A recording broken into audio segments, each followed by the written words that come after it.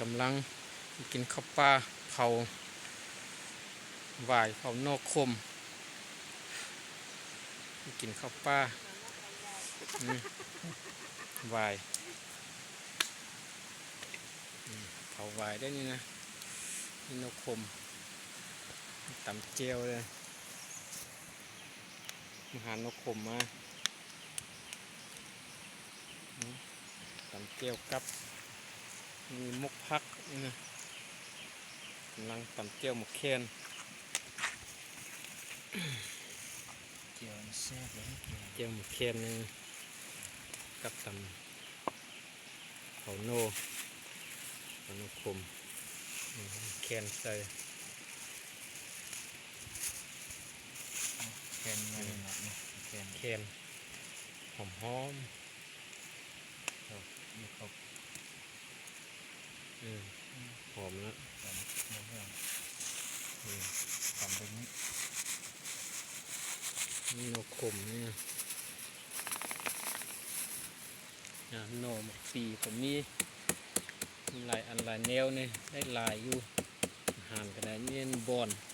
ไปไว้เฮ็ดเปาะลามได้เป่านึ่งบอนก็ได้ บอนเต้านี่พวกมันบอนเต็มเป่า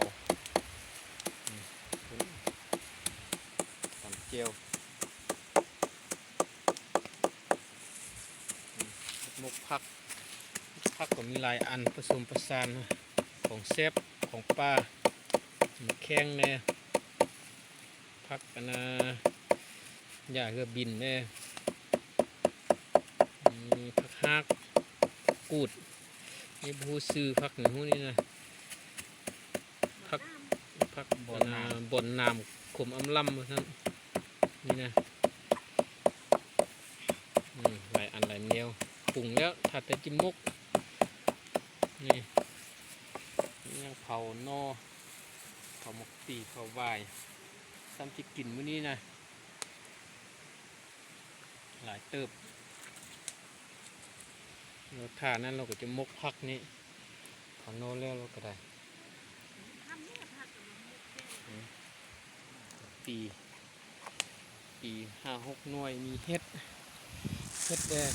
เปิดใส่อบบอนมีเห็ดชะนุนนี่เห็ดชะนุนด้วยนี่นะเห็ดชะนุนลายเยอะแยะ